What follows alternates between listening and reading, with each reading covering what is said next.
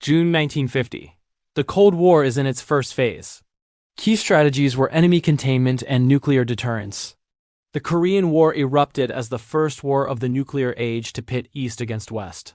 The conflict is labeled the conflict type of the Cold War's first phase, an alarm that the cold conflict could turn hot. The result confirmed that future confrontations would be limited contests to avoid a world atomic conflagration. But General Douglas MacArthur, the UN forces commander, believed neither in containment nor in limits. MacArthur, a leader with vast war experience, suggested extending the war to China, even with the use of nuclear weapons, dismissing the warning that such action would provoke Soviet intervention and unleash World War III. For a leader at the operational level, the study of military history and great leaders is useful, but MacArthur's history shows that leadership can also be a risk factor. He fundamentally rejected the containment policy, believing it was a strategy that would only prolong the inevitable global showdown between the two superpowers or giant states. Our point of divergence, PD, is reckless audacity. What if President Truman had not dismissed General MacArthur in April 1951, allowing him to implement his plan to extend the Korean War beyond the 38th parallel bombing bases in China and using tactical nuclear weapons? This counterfactual scenario focuses on a shift in leadership and decision, with far-reaching geopolitical consequences. The best counterfactuals begin with plausible worlds and minimize the change from the real world. In the real world, MacArthur's dismissal reaffirmed the principle that war must remain limited to prevent mutually assured destruction. In this alternative timeline, escalation is rapid. MacArthur, backed by an assertive Congress, proceeds to bomb key military targets in mainland China. The initial use of tactical nuclear weapons, though localized, is the first major step over the atomic threshold since 1945. The immediate impact is the total entry of the superpowers into the conflict. The Cold War is characterized as a state of permanent tension between the two superpowers and their blocs. China, already committed, doubles its effort. But the real disaster comes with the Soviet Union's response.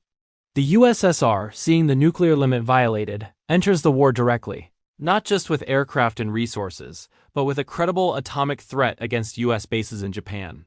The fear of the cold conflict turning hot becomes reality.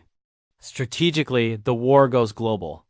The world's attention shifts from the Korean War toward the direct confrontation in Europe. The pause revisionist historiography evaluated the Cold War as a mutual interaction and recognized that the break was due to the essential antagonism between regimes and ideologies. The Soviet response centers on the weakest point of containment, Germany. The Red Army advances on West Berlin, and NATO forces in Western Europe are forced to respond, launching a Third World War. The European powers, already exhausted by World War II, must mobilize far beyond their capacity. The initial collaboration seen at the Potsdam Conference is instantly forgotten. The Soviets and the West are now recognized globally as representing distinct worlds. The conflict is dominated by armor and aviation, but this time with the nuclear threat over every movement. Logistics becomes the critical factor. Can the U.S. sustain a carrier war in the Pacific against China while fighting a massive land war in Europe and defending the continent from Soviet submarines? The study of logistics is vital, as military strategy must be based on maintaining coherence between ends and means. Technological escalation is immediate. The powers must accelerate spending on research and development of complex technologies, such as semiconductors, AI, and quantum computing.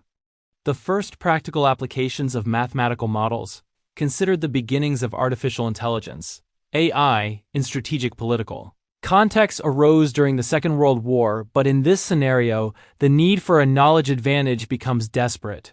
The decision cycle in combat, including data collection, processing, decision, and execution, is rapidly accelerated. The disaster is sealed by the breakdown of nuclear deterrence. Once the U.S. uses tactical nuclear weapons in Asia, the principle of mutually assured destruction is tested. The threat of resorting to armed conflict materializes. The result is a limited nuclear exchange over command and control centers in Europe and Asia, causing millions of casualties and a human tragedy. The concept of threshold warfare vanishes. The full autonomy of combat systems, what we now call hyperwar, is reached through panic and miscalculation. The sheer scale of casualties would dwarf the human tragedy of World War II, which saw 35 million wounded and 3 million missing, not counting victims of undernourishment. The main lesson of this counterfactual scenario is the value of strategic limits. MacArthur's dismissal was a decision by leadership that recognized the cost of total war. Revisionist historiography argued that U.S. foreign policy sought economic expansion and maintaining a highly advantageous status quo. But in this case, the White House's decision was an action of containment to preserve civilization, preventing the war from expanding. Understanding what did not occur is essential to valuing the prudence of the leadership in 1951. The Korean War ended with the definitive division of Korea along the 38th parallel, preserving nuclear peace.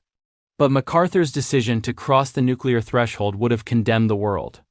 Do you believe the USSR would have refrained from using its own atomic weapons if MacArthur had attacked China, or was World War III inevitable in this timeline?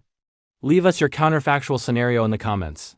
If you found this rigorous strategic analysis valuable, support us with a like, subscribe to the channel for more military history and geopolitics documentaries, and hit the notification bell so you don't miss our next journey into an alternate past.